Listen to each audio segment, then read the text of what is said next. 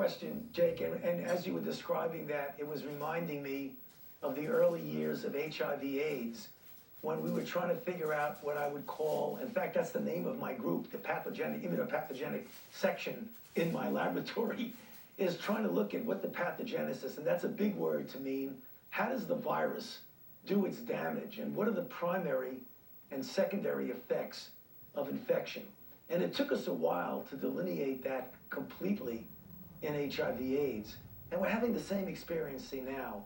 We're seeing things that weren't quite noticed in the big chaos of the explosion of cases, first in China, then Europe, and now in the United States. But now we're starting to see things that on the one hand are puzzling, but on the other hand are enlightening.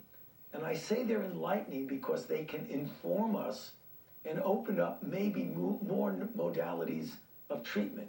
So there are two major buckets of treatment. You directly treat the virus by an antiviral agent, by an antibody, by whatever it is that you put in there to block the virus.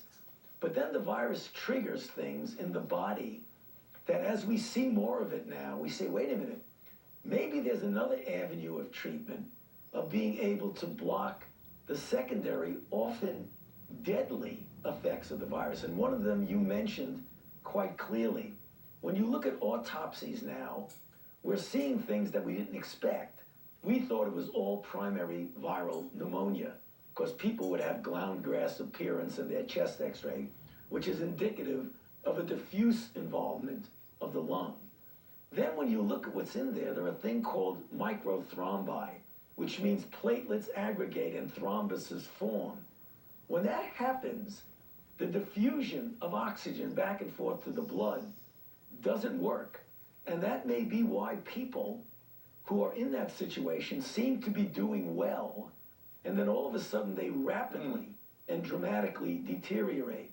You know, as a physician who's taken care of acutely ill patients for a good proportion of my career, when you see somebody sitting around looking well and either immediately drops, that's probably a cardiac arrest.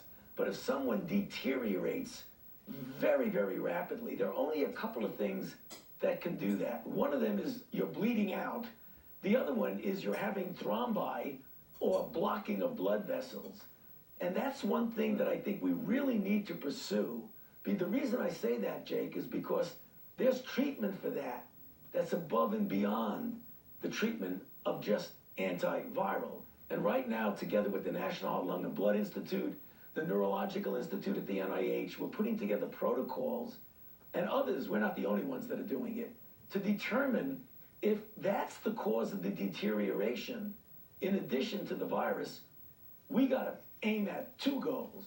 We got to block the virus, but we got to do something about those secondary effects. And these are the things that are emerging right now that are both fascinating and informative. So we have a lot to learn, but it's opening up the door, I believe, to some interventions that might be helpful. That's fascinating. Dr. Fauci, as always, thank you so much for your time.